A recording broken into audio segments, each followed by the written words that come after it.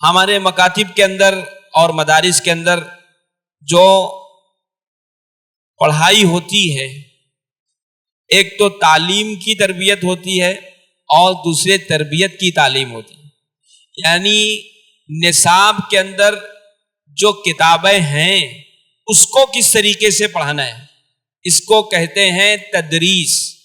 اور ایک بات ایسی ہوتی ہے، ایک کام ایسا ہوتا ہے کہ بھئی ہماری بچیاں کس طریقے سے اپنے گھر کے اندر رہیں، کس طریقے سے اپنے ماں باپ کے ساتھ معاملہ کریں، کس طریقے سے جو ہے وہ سماجی اور معاشرتی زندگی کے اندر ان کے کیا رول رہیں اور کس طریقے سے ان کو رہنا ہے، اور معلمات کس طریقے سے ان کو ڈیل کرے، ان کو سمجھائیں، ہے نا، اور ان کے ذہن و دماغ کے اندر کس طریقے سے بات اتارے، یہ بھی ضروری ہے، اس کا بھی سیکھنا ضروری ہے۔ تو ماشاءاللہ اللہ رب العزت نے ہمارے شہر کو جہاں بہت ساری خوبیوں سے نوازا ہے، وہیں ان میں سے ایسے بھی افراد اللہ تعالیٰ نے ہمارے شہر کو مہیا کیا ہے کہ جو تربیت جو بہت اہم پہلو ہوتا ہے کہ کس طریقے سے لوگوں کی تربیت کیا جائے، اس کے لیے کئی ماہرین بھی ہیں ماشاءاللہ۔ انہی ماہرین میں سے اور فن تربیت پر خاص عبور رکھنے والی شخصیت اور حضرت مولانا اشرف علی تھانوی رحمۃ اللہ علیہ، اللہ رب العزت نے جن سے اخیر وقت میں بہت ہی زبردست و اصلاح کا کام لیا ہے، اور حضرت کا ایک ایک جملہ کہنا چاہیے کہ وہ ہمارے لیے مشعل راہ ہے۔ حضرت تھانوی رحمۃ اللہ علیہ کی فکروں کے امین اور ان کی باتوں سے، ان کی کتابوں سے استفادہ کرنے والے، میری مراد وفاق المکاتب کے نائب صدر اور مدرسہ باغ فردوس کے ناظم اعلیٰ حضرت مولانا محمد امین صاحب، امین الجبار صاحب ملی دامت برکاتہم، میں حضرت مولانا کو زحمت دیتا ہوں آپ تشریف لائیں، اور ہماری معلمات کس طریقے سے اپنی بچیوں کی، اپنی جو شاگردہ ہیں، اپنی جو طالبات ہیں، ان کی تربیت کس طریقے سے کریں، اس پر روشنی ڈالیں۔ مجھے امید ہے تمام ہی ہم اپنی معلمات سے کہ انشاءاللہ وہ اس پہلو کو بغور سماعت کرے گی۔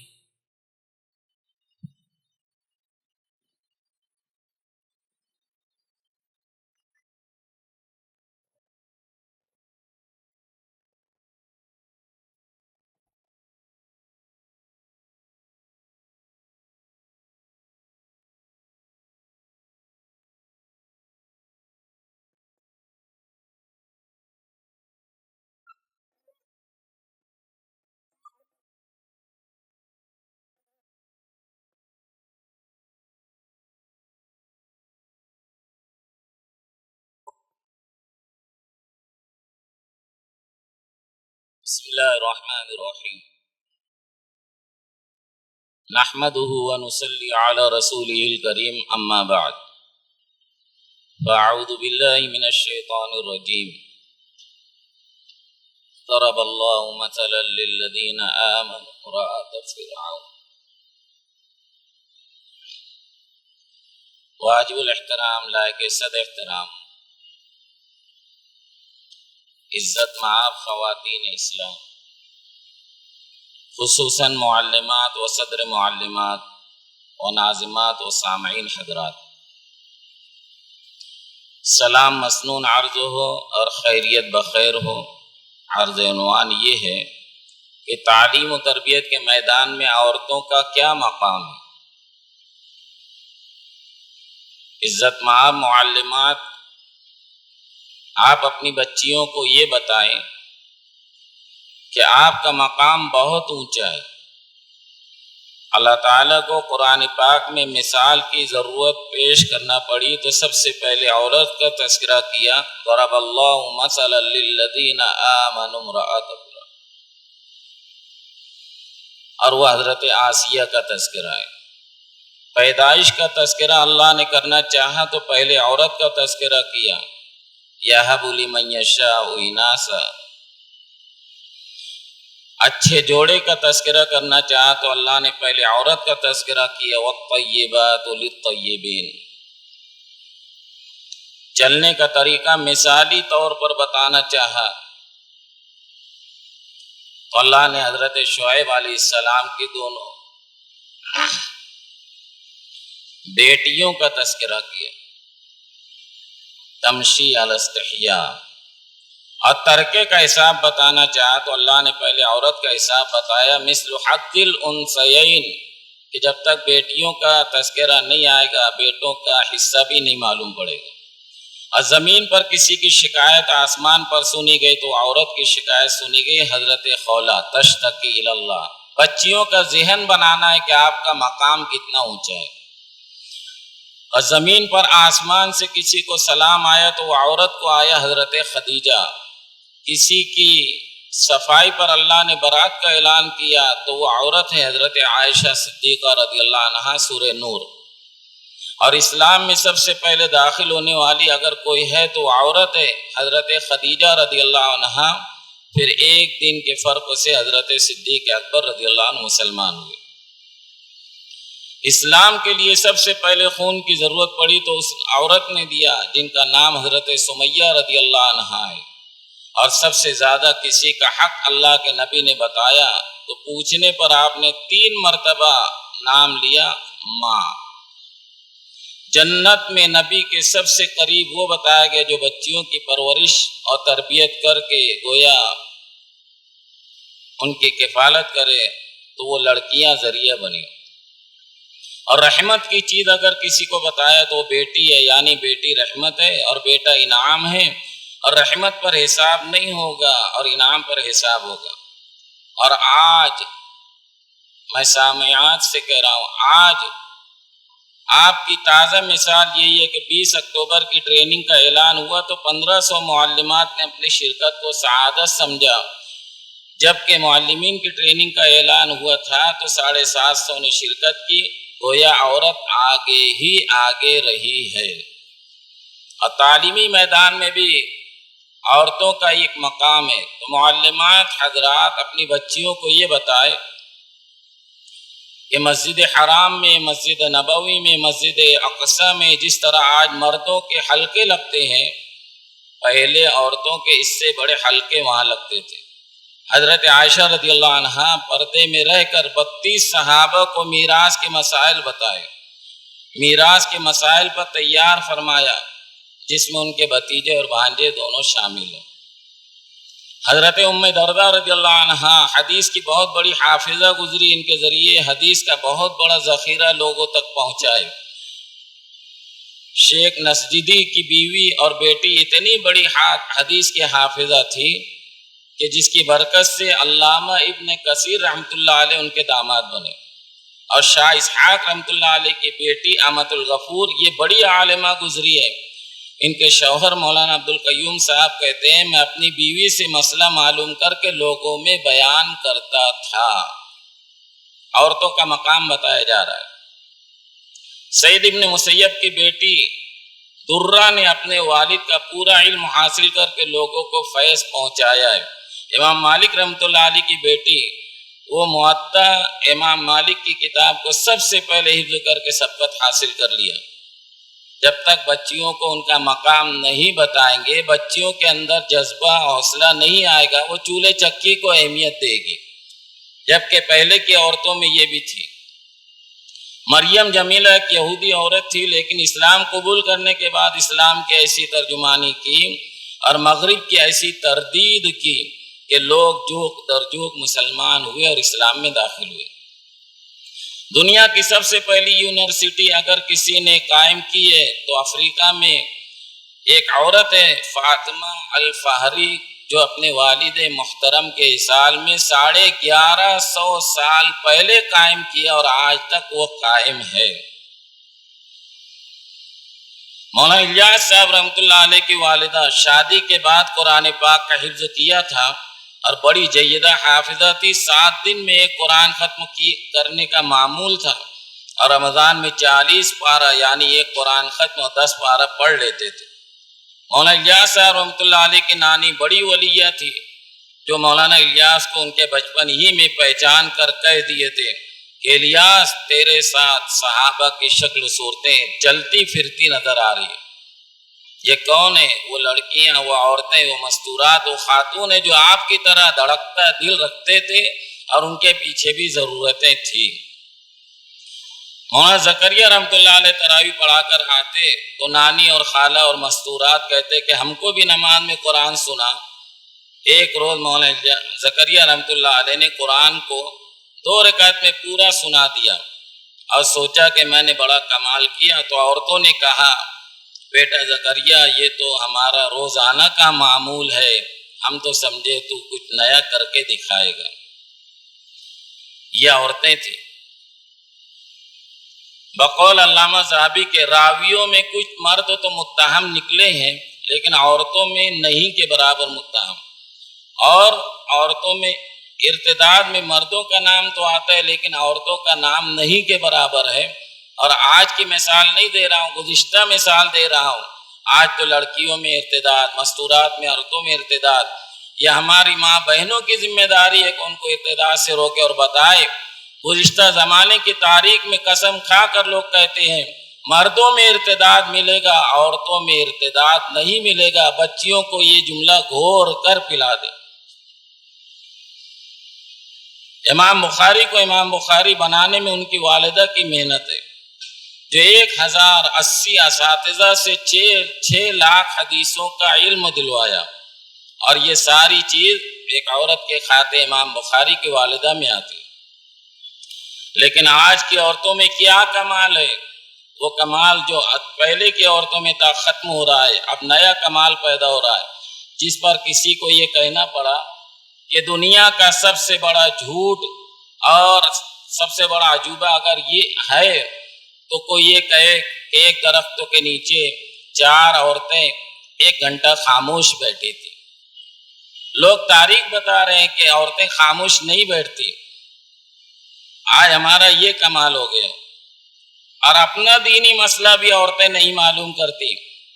جیسے کسی عورت نے سمجھا شوہر کا نام لینے سے نماز ٹوٹ جاتی ہے، یا شوہر کا نام لینے سے نکاح ٹوٹ جاتا ہے، تو اپنے شوہر شیخ، ایک عورت نے اپنے شوہر شیخ رحمۃ اللہ کا نکاح بچانے کے لیے نماز میں سلام پھیرتے وقت تو کہا السلام علیکم رقیہ کے ابا، السلام علیکم زینب کے ابا۔ یہ مسئلہ بھی معلوم نہیں، کسی دیہات کا ایک واقعہ ہے۔ تو عورت نے کہا میرے بچے کو امام صاحب قرآن سکھا دو۔ امام صاحب نے کہا کہ پڑھ بسم اللہ، بچے نے کہا پڑھ بسم اللہ۔ امام صاحب نے کہا کہ بسم اللہ پڑھ مت بول، بسم اللہ بول۔ بچے نے کہا کہ پڑھ مت بول، بسم اللہ بول۔ امام صاحب کو غصہ آیا، ایک تماچا مارا، اسے بھی آیا، سمجھا کہ یہی سیکھنا ہے، اس نے بھی ایک تماچا مارا۔ دونوں میں اٹھا پٹک ہوئی۔ پیچھے سے ماں کہنے لگی مجھے کیا معلوم، نماز سیکھنے میں اتنی جگہ لگتی ہے، نہیں تو میں پورا گھر لیپ کر رکھتی۔ وہ پہلے کی عورتیں، ابھی کی عورتیں ابھی اتنی شادی اور مسائل سے واقف نہیں۔ ہمارے اندر کمال پیدا کرنے کے لیے یہ چیزیں اپنانا چاہیے۔ سب سے پہلے معلمہ کو چاہیے کہ معلمہ بننے میں 20 سنتیں اپنے اندر لے آئے اور 20 سنتوں سے اپنے آپ کو مزین کرے۔ مثلا تھوڑا اس کو نوٹ کر لے معلمات حضرات، 20 سنتوں میں خصوصاً اخلاص ہے، صبر ہے، حریص شوق ہے پڑھانے کا، دعا دینا ہے، ہلکے ہلکے نازیبہ جملے سے بچنا ہے، بچوں کی اپنے بچوں کی طرح سب بچوں کو سمجھنا ہے، سبق کو مٹھائی بنا کر پیش کرنا ہے، اور اپنی زندگی کو سادگی سے گزارنا ہے، اور تمام بچیوں میں انصاف کا معاملہ کرنا ہے۔ معلمات کو چاہیے کہ طالبات کو تربیت کی اہمیت بتا دیں، کیونکہ تربیت بہت اہم چیز ہے۔ حضرت مولانا اشرف علی تھانوی رحمۃ اللہ علیہ اپنی کتاب العلم والعلماء میں فرماتے ہیں کہ تعلیم کا مقصد تربیت ہے، اگر تربیت نہیں آئی تو تعلیم بے معنی ہے۔ تربیت کا مثال یوں سمجھے، 2 دفتی کے درمیان کی چیز کو 2 پسلی کے بیچ لا دینے اور جمع دینے کا نام تربیت ہے۔ کتابی نفوس کو انسانی نفوس میں جمع دینے کا نام تربیت ہے۔ معلمات حضرات اگر تربیت کو اہمیت نہیں دے رہے تو ان جملوں سے اہمیت دیں۔ دنیا کے سارے علوم قبر کے 3 سوالوں میں جمع ہے، اس کی تیاری کا نام تربیت ہے۔ ایک امتحان دنیا کا ہوتا ہے، ایک امتحان آخرت میں ہوگا، اسی کے سمجھانے کا نام تربیت ہے۔ ایک قول ہے الدین کلہ ادب، دین تو سارا کا سارا ادب ہی کا نام ہے۔ شیخ مکی کا قول ہے الادب شجر والعلم ثمر فإن لم يكن شجر فليس له ثمر، کہ اگر ادب درخت ہے تو علم پھل ہے، درخت تو نہیں ہوگا تو پھل کیسے ملے گا؟ اللہ والے کا قول ہے تعلیم اور تربیت ایسی چیز ہے، تعلیم تربیت کو آواز دیتی ہے، اگر تربیت کی طرف سے جواب نہیں ملتا ہے تو تعلیم رخصت ہو جاتی ہے۔ خاندان والے کوئی سبق سورے یہ نہیں سنتے ہیں، بلکہ بد اخلاقی کی مارکت ضرور دے دیتے ہیں، کیا تمہاری آپا یہی سکھاتی ہے؟ اس لیے اخلاق سکھائیں۔ تعلیم کی کمی کو تربیت سے پر کر سکتے ہیں، لیکن تربیت کی کمی کو تعلیم سے نہیں پور کر سکتے۔ شیخ یونس پالن پوری رحمۃ اللہ علیہ کے اقوال میں تعلیم بڑا مسئلہ نہیں ہے، مگر تربیت بہت بڑا مسئلہ ہے۔ تعلیمی ادارے تو گلی گلی میں ہیں، مگر تربیت گاہ کہیں کہیں۔ معلمات کہیں گی تعلیم کی تنخواہ تو صحیح ملتی نہیں، اور آپ آ کر اوپر سے تربیت بڑھا دیے۔ تو اس کا جواب یہ ہے کہ تعلیم تنخواہ تو بڑھاتی ہے، لیکن تربیت تنخواہ کو بچاتی ہے۔ بڑھانے اور بچانے میں فرق ہے۔ مثلاً سر درد کی دوا بچے گی، صحت خراب نہیں ہوگی، 1.5 گھنٹہ 100 گھنٹہ ایک سال میں بچے گا۔ صبح 10 منٹ سمجھانے میں، دوپہر میں 10 منٹ سمجھانے میں، رات میں 10 منٹ سمجھانے میں، دن بھر میں آدھا گھنٹہ، 300 دن میں 150 گھنٹہ بچے گا۔ اور 150 گھنٹے کو 1 گھنٹہ یا 2 گھنٹے کا مدرسہ مانے تو 75 دن کا مدرسہ بچے گا۔ اسی طریقے سے آخرت میں کلکم راعین و کلکم مسئول سے کی پکڑ سے ہم بچ جائیں گے۔ تربیت اس طرح سکھانا چاہیے۔ میں توجہ چاہتا ہوں معلمات حضرات سے کہ اس کو نوٹ کر لیں۔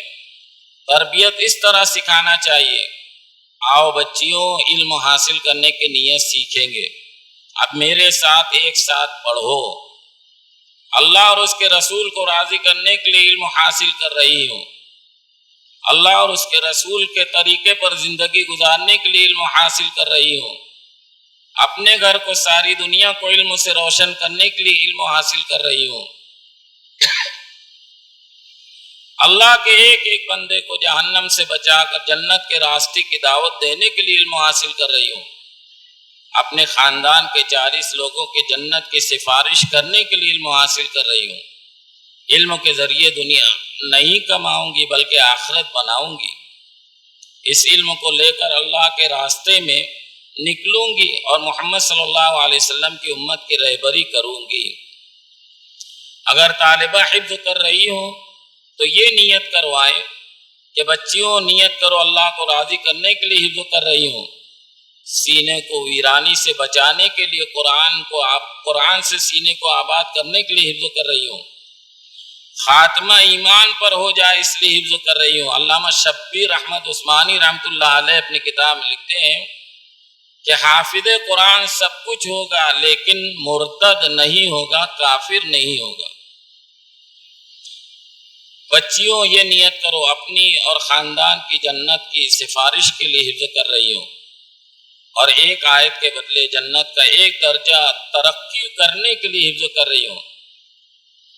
معلمات حضرات، جب تک بچیوں کا ذہن نہیں بنے گا ہماری لکڑیاں بھی کام نہیں آئے گی۔ اگر ذہن بن گیا تو آپ کو بغیر تھکائے وہ خود حفظ کرے گی اور ناظرہ تجوید سے پڑھے گی۔ گھر سے نکلنے کا طریقہ سکھائیں۔ اب اس بات کو بھی نوٹ کر لیں، آؤ بچیوں ہم گھر سے نکلنے کا طریقہ سیکھیں۔ میری عزیزہ آپ کہیں کہ میری عزیزہ آپ نبی کے مہمان ہیں، ہزاروں بچیوں میں سے آپ کو اللہ نے چنا ہے، اس لیے اس کی اس طرح قدر کرے کہ گھر سے نکلے تو یہ نیت کر لے نبی کی وراثت حاصل کرنے کے لیے جا رہی ہوں۔ آدھا گھنٹہ پہلے اپنی ضرورت سے فارغ ہو کر تیاری کر لیں. کپڑا صاف ستھرا ہو، حجاب سادہ سیدھا ہو، اور اپنے آپ کو فیشن والا اپنے آپ کو فیشن والا برقع یا فیشن والا اسکارف سے بچائے، کیونکہ حجاب کے معنی ہے اپنے آپ کو چھپانا، اور فیشن والا برقع ہوگا تو لوگوں کی نظر سے نہیں چھپ سکیں گے. کوشش یہ کرے کہ بد نظری والے لوگوں کی نظر سے برقعے کی پہچان نہ ہو سکے. بد نظری کرنے والے لوگوں کی نظر سے ہمارے برقعے کی پہچان نہ ہو سکے. پہلے کے لوگ سادہ سیدھا ڈھیلا ڈھالا ایک سیدھی سی چادر اور برقع پوش ہوتے تھے، لیکن اندر سے ان کو زینت ملتی تھی، اور وہ اپنے گھر کے لیے اور اپنے شوہر کے لیے اپنی زینت اختیار کرتے تھے. ماں باپ کو 3 بات بتا کر نکلے. معلمات بچیوں کو کہے کہ ماں باپ کو 3 بات بتا کر نکلے. کام بتانا ہے، جگہ بتانا ہے، وقت بتانا ہے. کس کام سے کس جگہ کتنے وقت میں آؤں گی، کیونکہ ہر ماں باپ کو اپنی نازک پری کی فکر ہوتی ہے. ہر ماں باپ کو اپنی نازک پری کی فکر ہوتی ہے، اور معلمات کو بھی چاہیے کہ ماں باپ کو مدرسے کا طے شدہ وقت بتا دے، تاکہ دیر سے پہنچنے پر معلمات کی ذمہ داری نہ آئے. اگر کسی دن زیادہ دیر روکنا یا پڑھانا ہے تو 1 دن پہلے بچیوں کو گھر پر اطلاع کر کے آنے کی سختی کریں، اور جب چلیں تو ان کو کہیں چلنے میں شعیب علیہ السلام کی دونوں بیٹیوں کا طریقہ بتائے. اس کے لیے قرآن پاک کے 20ویں پارے میں تمشی علی استحیاء کی تشریح دیکھیں کہ وہ دونوں بیٹیاں ایسی آ رہی تھی جیسے کوئی حیا کا پیکر آ رہا ہو. راستے میں خوشبودار یا زیور کو خوشبو کی چیز اور زیور کی چیز کو ظاہر ہونے سے بچائے. اگر نامحرم سے ضرورت پڑ جائے بات کرنے کی تو سادے انداز میں، ناگواری کے انداز میں بات کرے، لیکن گھر میں بیٹھے لوگوں کے ساتھ میٹھے انداز میں خوشگوار ماحول میں بات کرے. اور راستے کے کنارے سے چلے، راستہ روکنے والی لائن نہ بنائے. میں عورتوں سے کہہ رہا ہوں کہ بچیوں سے بھی کہے، خود بھی عمل کرے کہ راستے کے کنارے سے چلے، راستہ روکنے والی لائن نہ بنائے. ایک راستے سے کوئی بزرگ جا رہے تھے، پیچھے سے گاڑی کا ہارن بج رہا تھا، اور تقریباً 5 عورتیں ایک کے بازو ایک ہاتھ میں ہاتھ ڈالے جا رہی تھی. پیچھے ہارن دینے والے ہارن دے رہے، تو ہارن سن کر عمل کرنا چاہیے، تو اس کا رد اس طرح کر رہے، نابینا ہے کیا، دکھتا نہیں ہے کیا، اتنا ہارن بجا رہے. جب نابینا ہوتے تو وہ ہارن نہیں بجاتے، وہ آپ کو مار دیتے، پھر آپ ہارن بجاتے کہ مجھے ہاسپٹل لے چلو. تو ایک ساتھ 4 یا 5 عورتیں بازو بازو چل رہی تھی. لوگوں کا تجربہ ہے کہ عورتیں اس طرح چلتی ہیں جیسے کہ شاید ہندوستان کی سڑکیں انہی کے لیے، اور شاید کہ ان کے لیے کوئی بھی قاعدہ قانون نہیں. تو ماں اور بہنوں سے گزارش ہے، اپنی بچیوں کو بتائے راستہ روکنے والی لائن نہ بنائے. اسی طریقے سے راستے میں ادھر ادھر دیکھنے سے، چلا کر بات کرنے سے، کاندھے پر ہاتھ رکھنے سے احتیاط کرے. مدرسے میں جائے سے ہی داخل ہو، سیدھا قدم رکھ کر سلام کر کے داخل ہو، اور فوراً اپنی جگہ بیٹھ کر اعوذ باللہ اور سبق شروع کر دے. پڑھائی کے دوران نہ کسی کو دیکھے، نہ کسی کو اشارہ کرے، نہ ہنسی مذاق کرے، نہ سستی کرے، کیونکہ اس سے سبق جلدی یاد نہیں ہوتا. اور اپنے پڑھنے میں اتنے مگن ہو جائے کہ سبق جلدی یاد ہو جائے. اب بچیوں سے کہے، آؤ بچیوں یاد کرنے کا طریقہ سیکھیں. اب یاد کرنے کا طریقہ معلمات حضرات اپنی نوٹ بک میں نوٹ کر لیں. بچیوں جب سبق یاد کرنا ہو تو نظر سامنے ہو، نظر سامنے جما کر گنگناتے ہوئے اپنی دھن میں ایسے یاد کرے جیسے کوئی گم شدہ خزانہ تلاش کر رہا ہو، اور ایک لفظ کو یاد ہونے تک رٹے، پھر دوسرے لفظ کو یاد ہونے تک رٹے، پھر پہلے اور دوسرے لفظ کو ملا کر رٹے، پھر تیسرا لفظ یاد ہونے تک رٹے، پھر پہلا دوسرا تیسرا لفظ یاد ہونے تک تینوں کو ملا کر رٹے۔ معلمہ صاحبہ اگر طالبات کو پڑھائی میں مصروف نہیں رکھے گی تو بچیوں کی شکایتوں میں مصروف رہنا پڑے گا۔ ہوتا ہے نا، معلمات چھوڑ دیتے ہیں، پھر بچیاں آ کر شکایت کرتی ہے، اور جب جھگڑا ہوتا ہے تو سوائے ان کے کپڑوں کے بال کے جھگڑا نہیں ہوتا، اس لیے معلمات پڑھائی میں مصروف رکھیں گے تو انشاءاللہ وہ سر دردوں میں مصروف نہیں کریں گے۔ معلمہ یہ سمجھائے، میری عزیزہ اس وقت تو تم مدرسے میں ہو، آپ کے ماں باپ، بھائی بہن، نانی دادی یہ سچا خواب دیکھ رہے ہیں کہ میری بیٹی کا سبق آگے بڑھ رہا ہوگا، اگر وہ حافظ ہو جائیں گی یا عالمہ ہو جائے گی تو اس کا ہم جشن منائیں گے۔ اس لیے ماں باپ کا سوچ کر پڑھو، اگر ہمارا نہیں سوچتے ہو تو اگر میرا نہ بنتا ہو تو نہ بن، اپنا تو بن۔ اب پڑھائی کے وقت معلمہ نظر کی تیزی سے جتنا ہی فکر بتائے گی تو اتنی فکر بچیوں میں رہے گی۔ ہوتا یہ ہے کہ بچیاں بھاپ لیتی ہے کہ آپا جان میں کچھ نرمی یا کچھ الجھن سی ہے یا کسی زائد کام میں مصروف ہے، تو بچیوں کی بے فکری اور بڑھ جاتی ہے۔ کسی نے کہا کہ معلمہ کو اپنا وقت ضائع ہونے سے بچانا چاہیے، اس لیے کہ وقت کی پابند ہوتی ہے، ناغہ نہیں کرتی ہے، لیکن وہاں جانے کے بعد وقت وصول کرنے نہیں پاتی، کبھی اپنا گھر کا کام لے کر چلی جاتی، کبھی اپنے ذاتی کام میں لگ جاتی، کبھی ان کی سہیلیوں میں آ جاتی ہے، تو اپنے وقت کو بچانا چاہیے۔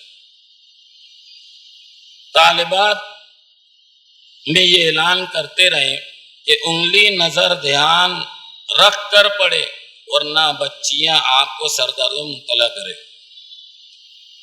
چاہے تو بچیاں تھک جائے تو 5 منٹ آرام پیریڈ کا اعلان کر کے تھوڑا سا آرام کرنے دے، ان کی طرف سے بے فکر ہو جائے۔ تربیت اس طرح سکھائیں۔ آؤ بچیوں، معلمہ کے اشارے پر چلنا سیکھے۔ یہ معلمین حضرات میں نے کہا تھا کہ تھوڑا اشارہ کرو تو بچے ادھر متوجہ ہوتے، تھوڑا اشارہ کرو تو بچے ادھر متوجہ ہوتے، لیکن کسی نے کہا کہ بچیوں کو تم کنٹرول کر کے بتاؤ، تو میں نے کہا بچیاں تو ہم سے کنٹرول نہیں ہوگی، ہاں معلمات کنٹرول ہو جائے گی اور معلمات سے بچیاں کنٹرول ہوگی۔ تو میں امید لگاتا ہوں کہ معلمات حضرات اپنی بچیوں پر اتنا کنٹرول اور اتنا قابو کریں گے کہ بچیوں کا وقت ضائع نہیں ہوگا۔ اب اشارے پر چلنا سکھائیں اور کہیں معلمہ صاحبہ جب بھی کہے خاموش ہو جاؤ، تو اب اس کے بعد دوسرے کام میں لگنے والی بچیاں بے ادب اور سزا کی مستحق ہوگی۔ ٹریننگ کے طور پر معلمات اپنی بچیوں کا اس طرح امتحان لے لے کہ کسی کام میں مصروف ہے اور معلمہ کہہ دے خاموش، اب اس کے بعد کسی بچی کی کوئی بات چیت، شور شرابہ، کوئی کام نکلا تو کہنا یہ ناکام ہو گئی، یہ بے ادب ہے۔ معلمہ اپنی بچیوں کو یہ کہے آؤ بچیوں نیچے دیکھ کر پڑھنا سیکھیں گے، جیسے ہی معلمہ کہے گی انگلی نظر دھیان رکھ کر پڑھو، اب اس کے بعد دوسرا کوئی کام کرنے والی بچی ناکام ہو اور سست بیٹھنے والی بچی بھی ناکام ہوگی۔ اب ٹریننگ کے طور پر معلمہ بچیوں کا امتحان لے لے۔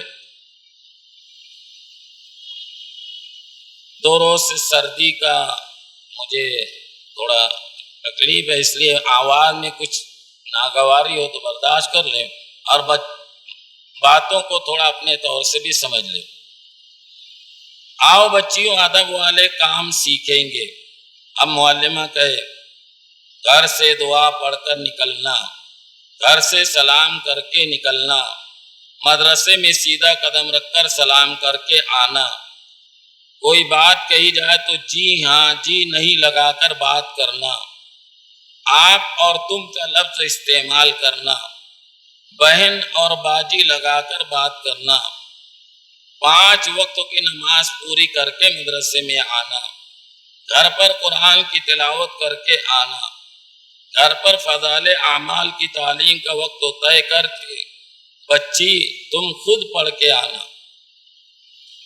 دیکھیے ماں بہنیں سمجھے کہ بہت سی بچیاں قرآن پاک کی حافظہ ہو جاتی ہے، معلمہ عالمہ ہو جاتی ہے، لیکن گھر میں ایک حدیث پڑھ کر سنانے کا موقع نہیں ملتا۔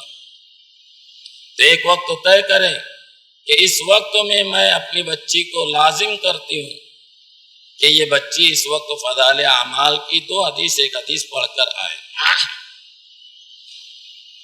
چپل کی مانڈنی پر ترتیب سے چپل رکھیں گے، مدرسے کے کام میں حصہ لیں گے، معلمہ کی چپل اٹھانے میں اپنی سعادت سمجھیں گے۔ بچیوں کو یہ بتائیں، کتاب میں جو دعا آ گئی وہ عمل میں لائیں گے، کسی کا نام بگاڑ کر تہمت کا گناہ نہیں لیں گے، اور بات بند کر کے مدرسے کا ماحول خراب نہیں کریں گے، اور معلمہ صاحبہ اپنی بچیوں میں کچھ عربی جملے بھی سکھا دے۔ جزاک اللہ، انشاءاللہ، ماشاء اللہ، بارک اللہ، استغفر اللہ، دعا کی درخواست، معافی چاہتی ہوں، غلطی ہو گئی۔ ورنہ بچیوں میں اگر جھگڑا ہوتا ہے تو میں نے اپنی چھوٹی بچیوں کو محلے کے نل پر دیکھا ہوں، جب بچیاں جھگڑا کرتی ہے تو سوائے کلسی کے دوسری کوئی چیز سے جھگڑا نہیں کرتی، تو انہیں کہیں غلطی ہو گئی، معافی ہو گئی، معافی کر دے یا مجھے معاف کر دے، معذرت چاہتے ہیں۔ معلمہ کو چاہیے سب سے زیادہ عمل کرنے والی بچی کو A گریڈ کا اعلان کرے، اور اس کے بعد دیکھے کہ کون سی بچی سب سے کم عمل کر کے آئی ہے، انہیں حوصلہ دے۔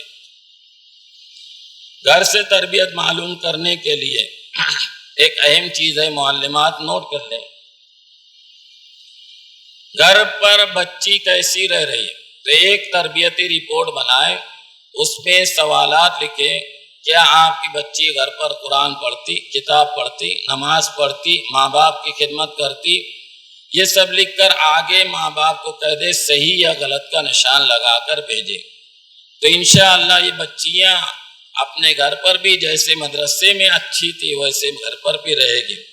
ورنہ ماں باپ سیدھا مدرسے پر انگلی اٹھاتے ہیں کہ تمہاری آپا یہی سکھاتی ہے، حالانکہ اس کو اقفا سکھایا گیا، اظہار اخلاق سکھایا گیا، دعائیں سکھائی گئی، تو گھر والے یہ نہیں سنتے ہیں بلکہ اس کے اخلاق دیکھ کر مارکس دے دیتے ہیں کہ تمہارے مدرسے میں کچھ صحیح پڑھائی نہیں۔ اس لیے بچیوں میں سختی کرے کہ تربیت کو ضروری سمجھے۔ تو ایک تربیتی رپورٹ ہے، اس میں سوالات لکھے، مہینے میں 1 مرتبہ گھر بھیجے، اور پھر اس میں صحیح غلط کے نشان آئے۔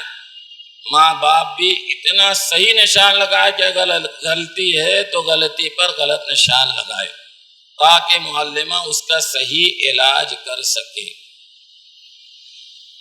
یہ کام مفتی صاحب سلوڑ میں شروع ہوا، اورنگ آباد میں شروع ہوا، یولا میں شروع ہوا، ایگت پوری میں شروع ہوا، اور اسی طریقے سے ابھی فون آیا وہاں دیا گیا، تلنگانہ، بھوپال، اڑیسہ، بہار، آسام، بنگال، اور کرناٹک، حیدرآباد، پالنپور، یوپی، اس طرح 20 ضلع اور ریاست سے گزشتہ محاضرے کے بعد فون آیا، یہ ساری چیزیں دی گئی۔ اب اس کی رپورٹ بتا رہا ہوں، جہاں بھی یہ عمل شروع ہوا ہے وہاں کے والدین معلمہ کو دعائیں دیے، وہاں کے والدین مدرسے کو تعاون بھی دیے، اور وہاں کے لوگوں میں اچھے رشتوں کی بڑھوتری بھی ہوئی ہے۔ 3 فائدے ہوئے، لڑکیوں کے اچھا بننے سے محلے میں 3 فائدے ہوئے۔ معلمہ کو دعا ملی، مدرسے کو تعاون ملا، اور محلے کو اچھے سے اچھا رشتہ آنے لگا۔ آخری 5-7 منٹوں کی بات، 30 منٹ ہو گئی، اور یہ معلمہ کے کام کی ہے۔ اگر کچھ باتیں معلمہ کے سسرال والوں سے، معلمہ کے سسرال والوں سے درخواست ہے کہ آپ کے گھر سے ایک معلمہ پڑھانے کے لیے نکل رہی ہے تو اس کا ثواب پورے گھر والوں کو، خصوصاً ان کا رکنے والا کام کرنے والی عورتوں کو ملے گا، اور کچھ عزت بڑھا دیں گے تو آپ کے گھر کی بچیاں اور محلے کی بچیاں بھی عالمہ معلمہ بننے کی چاہت کرے گی، اور یہ محلے کے لوگ کہیں گے بھابھی جان عالمہ ہے تو ان کی نماز تلاوت بھی ہو رہی ہے، عزت محبت بھی بڑھ رہی ہے، میں بھی عالمہ ہوتی تو اچھا ہوتا۔ اب دینی علم کی تعریف ہوگی، علم والے اور بڑھ جائے گا۔ کچھ باتیں معلمات سے، معلمات حضرات سے یہ درخواست ہے کہ ہمیں بھی یہ مقام مل سکتا ہے، اس کی کوشش کریں۔ مکتب کی شکل میں، لڑکیوں کی تعلیم و تربیت کی شکل میں محنت کریں گے تو اللہ وہ مقام دے گا، ان کو دیکھ کر مرد بھی رشک کریں۔ اور یہ ضروری ہے کہ حالات آئیں گے، معلمات حضرات سمجھے، یہ ضروری ہے کہ آپ کے پڑھانے کے لیے حالات آئیں گے، مائکے کی طرف سے، سسرال کی طرف سے، شوہر کی طرف سے، ساس اور نند کی طرف سے۔ اب ان حالات کو سازگار کرنے کے لیے ہمیں ایک دعا بتائی گئی ہے۔ شوہر کی طرف سے ناگواری آئے، معلمات سمجھے، شوہر کی طرف سے ناگواری آئے تو یہ دعا پڑھ لیں۔ مولانا صاحب ممرہ والے لکھے اللہم انی اعوذ بک من کل صاحب یوزینی، ساس اور نند کی طرف سے ناگواری آئے تو یہ دعا پڑھ لی اللہم انی اعوذ بک من کل صاحبۃ توزینی۔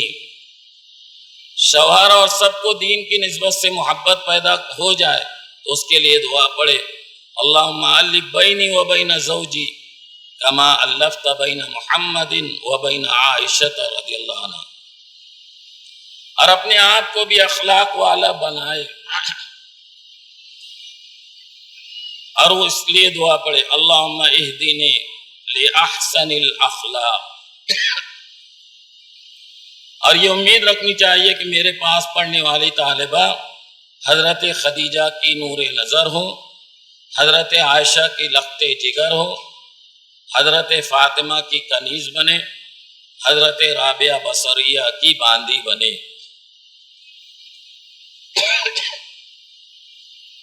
آخری 2 منٹوں کچھ باتیں معلمات کو تنخواہ دینے والے سے عرض کرنا ہے۔ معلمات کو جو تنخواہ دیتے ہیں ان سے عرض کرنا ہے۔ اب معلمات سمجھیں گے ہمارے کام کی بات اب سامنے آئی، اور ہم بھی کہیں گے ہمارے کام کی بات یہی ہے۔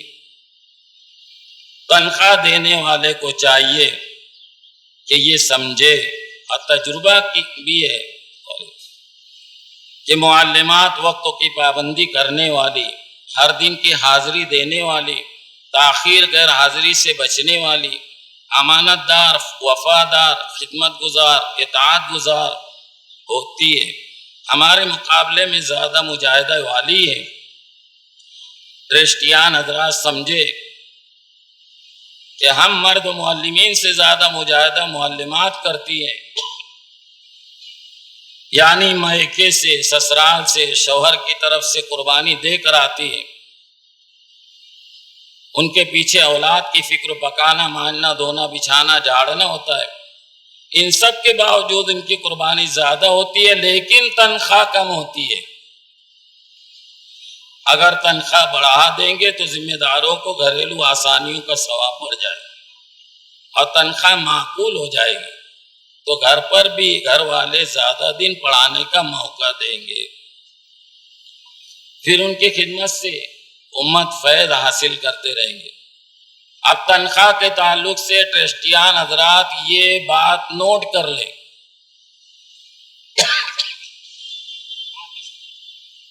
راول پنڈی کے ایک بہت بڑے عالم مولانا اقبال قریشی صاحب نے لکھا ہے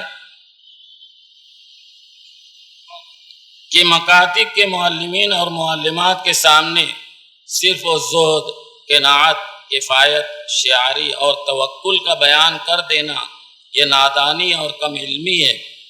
آج کم سے کم فی گھنٹہ 1 گھنٹے کی 2000 روپیہ ہونا چاہیے۔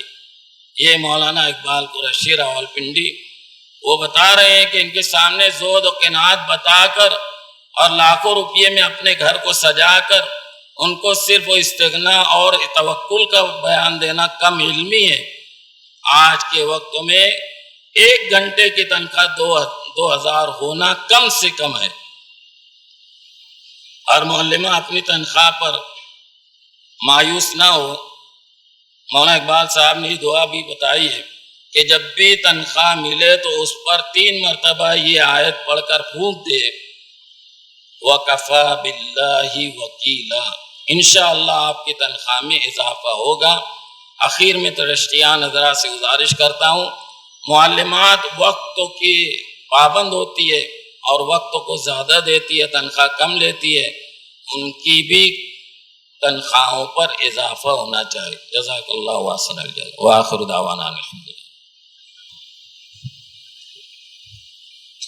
ماشاء اللہ، بارک اللہ۔